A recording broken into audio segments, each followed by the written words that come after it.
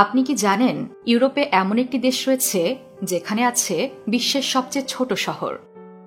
হুম নামের এই শহরটি এতটাই ছোট যে মাত্র 5 মিনিট হাঁটলেই পুরো শহর ঘুরে ফেলা সম্ভব। আরও মজার বিষয় হল, এদেশের জাতীয় সঙ্গীত শুনলে মনে হবে কিছু একটা নেই, কারণ এদেশের জাতীয় সঙ্গীতে কথার কমতি আছে। হ্যাঁ, দেশটি এখনো পর্যন্ত তাদের জাতীয় সঙ্গীত সম্পূর্ণভাবে লিখে উঠতে পারেনি। আবার পৃথিবী জুড়ে প্রযুক্তি যতই এগিয়ে যাক না কেন, এদেশের বেশিরভাগ গ্রামে এখনো মানুষ কাঠ দিয়ে রান্না করে। আর এই দেশটির নাম বসনিয়া ও হার্জেগোভিনা। বিশ্বপ্রান্তরের আজকের পর্বে বসনিয়া ও হার্জেগোভিনা নিয়ে এমনই সব অদ্ভুত, আকর্ষণীয় এবং সত্য তথ্য আপনাদের সামনে তুলে ধরব।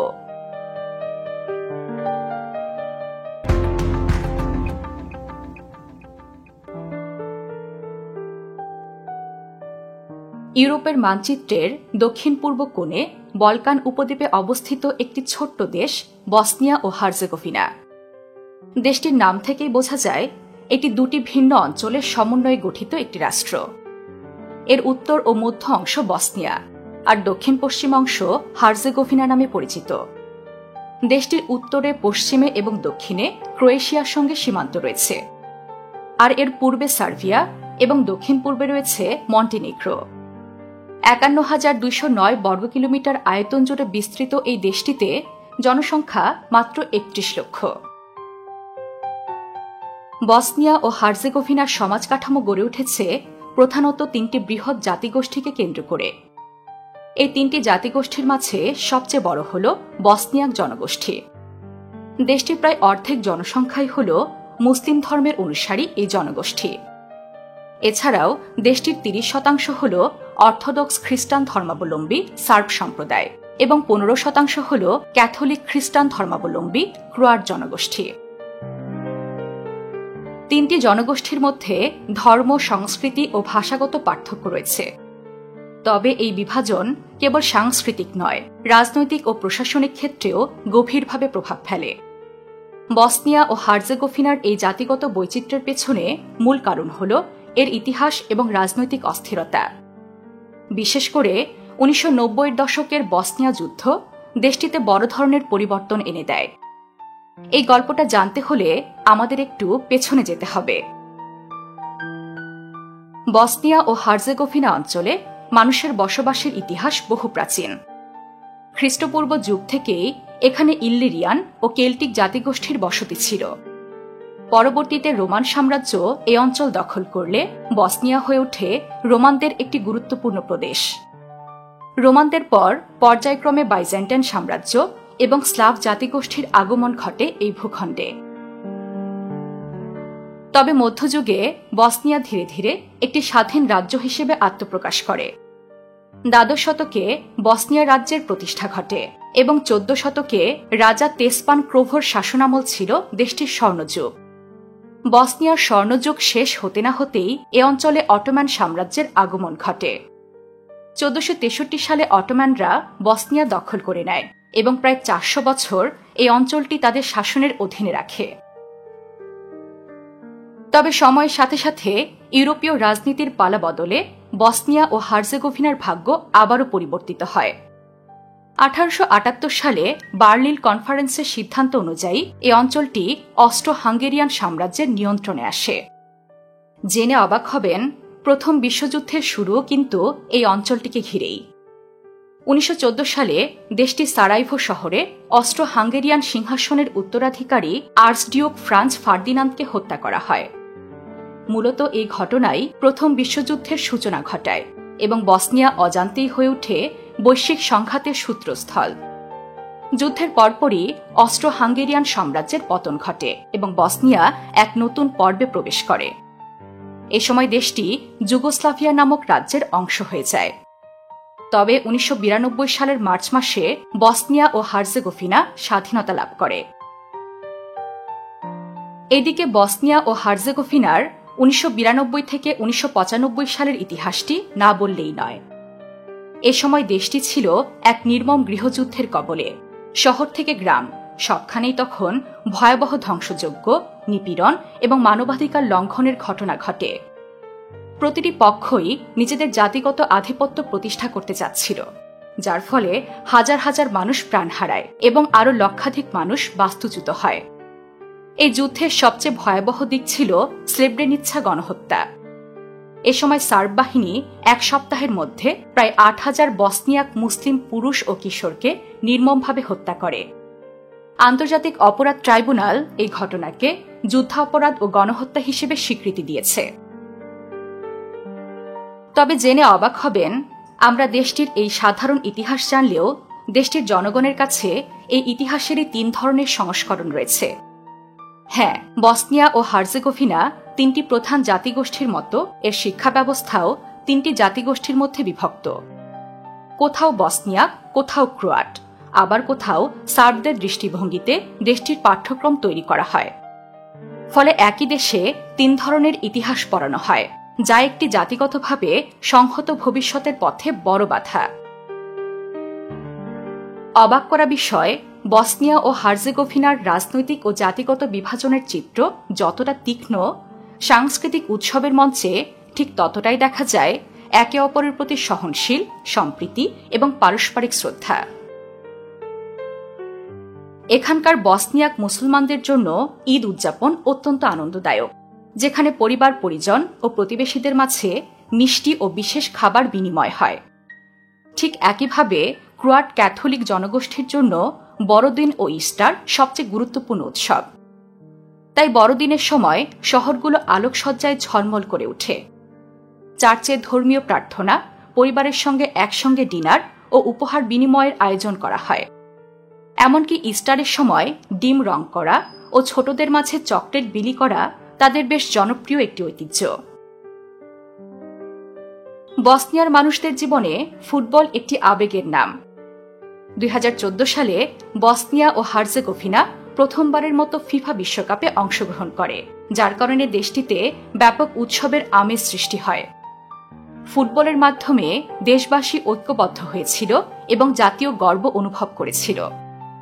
জেনে অবাক হবেন, যুদ্ধকালীন সময়েও বসনিয়ার মানুষ ফুটবলের প্রতি তাদের ভালোবাসা বজায় রেখেছিল।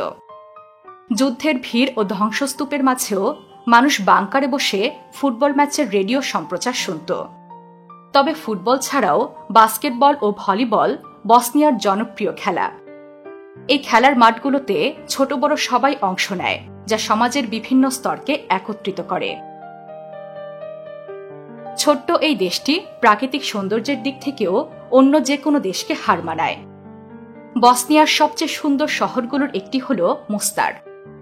মোস্তার নামটি শুনলেই আপনার চোখের সামনে ভেসে উঠবে একটি নীলচে নদীর উপর দাঁড়িয়ে থাকা একটি প্রাচীন পাথরের সেতু। নেরেডভা নদীর উপর দাঁড়িয়ে থাকা এই অর্ধচন্দ্রাকৃতির সেতুটি ১৬শ শতকে অটোমান শাসনামলে নির্মিত হয়। আশেপাশে ছোট ছোট পাথরের বাড়ি, টাইলস বসানো পথ, রঙিন হস্তশিল্পের দোকান আর পাশ দিয়ে বইতে থাকা স্বচ্ছ নদী যে কাউকে মুগ্ধ করবে। যদিও ১৯৯০-এর দশকে যুদ্ধের সময় এই সেতুটি ধ্বংস হয়েছিল, কিন্তু পরে আন্তর্জাতিক সহায়তায় তা পুনর্নির্মিত হয়। আজও এখানে ডাইভিং প্রতিযোগিতার আয়োজন করা হয়। মুস্তার শহর থেকে মাত্র ১২ কিলোমিটার দূরে বিশাল চুনাপাথরের পাহাড়ের গায়ে গড়ে উঠেছে ব্লাঙ্গাই তেক্কিয়া। এটি একটি সুফি দরবেশদের প্রার্থনালয়। অনেকেই বিশ্বাস করেন এই গুহায় একসময় সুফি সাধকেরা ধ্যান করতেন। এই স্থানটি দেখতে এতটাই নির্জন ও শান্ত যে মনে হয় সময় এখানে স্থির হয়ে গেছে। এর চারপাশে সবুজ গাছপালা, পাথুরে দেয়াল আর মসৃণ জলের শব্দ প্রকৃতপক্ষে এক অনন্য আধ্যাত্মিক পরিবেশ তৈরি করে। এছাড়াও পাহাড়ি শহরের তালিকায় বিশেষভাবে উল্লেখযোগ্য যাচ্ছে শহরটি, যেটি প্রাকৃতিক সৌন্দর্য ও ইতিহাসের অপূর্ব মিশ্রণ। শহরের কেন্দ্রেই রয়েছে এক দৃষ্টিনন্দন আকর্ষণ, প্লিভা জলপ্রপাত। পাহাড়ের কোল ঘেঁষে বয়ে আসা প্লিভা নদীটি এখানে একটি উঁচু স্তর থেকে বয়ে এসে এক বিশাল জলধারায় রূপ নেয় এবং শহরের প্রাণকেন্দ্রেই বিস্ময়করভাবে বিস্তার লাভ করেছে। এটাই বসনিয়ার একমাত্র শহর যেখানে শহরের ঠিক মাঝখানে এমন একটি জলপ্রপাত রয়েছে। জলপ্রপাতের ঠিক পাশেই আছে প্লিভা লেক। প্লিভা লেক মূলত দুটি শান্ত হ্রদ, যেখানে হাউস বোটে ভেসে বেড়ানো যায়, সাইক্লিং ট্রেল ধরে ঘুরে দেখা যায় চারপাশের সবুজ উপত্যকা। আর যারা পানিতে সময় কাটাতে ভালোবাসেন তাদের জন্য রয়েছে কায়াকিং, সুইমিং ও প্যাডেল বোটিংয়ের সুযোগও। বসনিয়া ও হার্জেগোভিনায় বরফ আচ্ছাদিত মনোরম সুন্দর দৃশ্যও রয়েছে। দেশটির ইয়াহুরিনা পাহাড়টি 1984 সালের শীতকালীন অলিম্পিকের স্কি ভেন্যু ছিল। শীতে সাদা বরফে ঢেকে থাকা স্লি স্লোপে শত শত পর্যটক এখানে খেলতে আসেন। আবার গ্রীষ্মকালে এখানকার সবুজ উপত্যকা ঘেরা পথ ধরে হাইকিং করা যায়। এখানকার পাহাড়ের চূড়া থেকে দূরের শহরের দৃশ্য দেখে মনে হবে এখানে দিনের আলোয় পাহাড় ছায়া ফেলে উপত্যকার উপরে।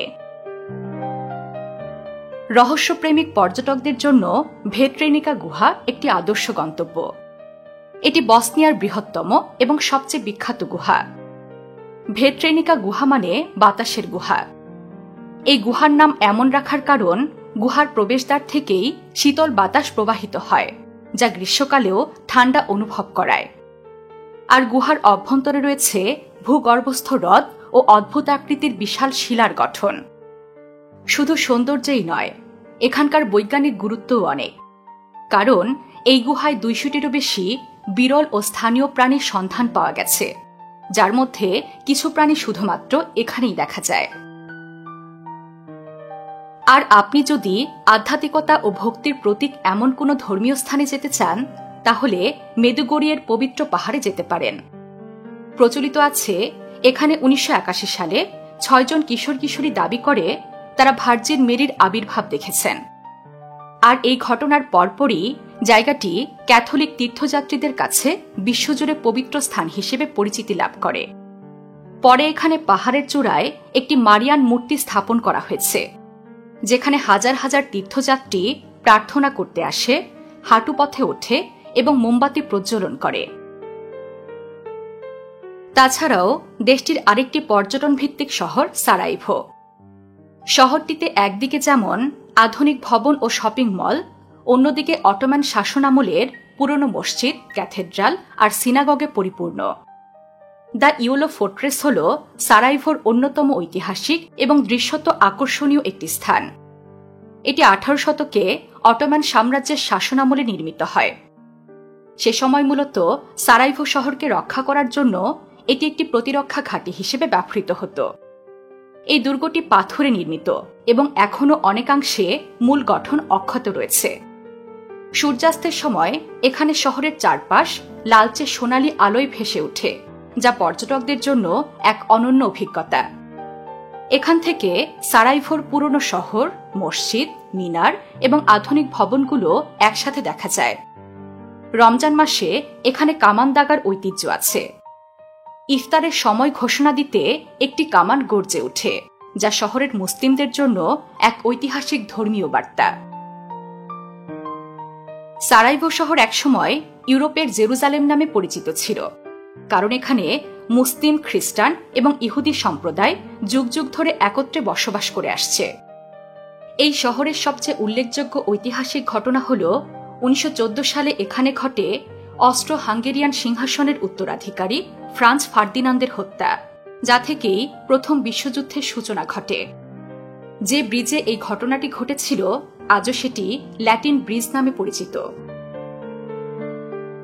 একটি মজার তথ্য হল বিশ্বের সবচেয়ে ছোট শহরটি এখানে অবস্থিত, যার নাম হুম।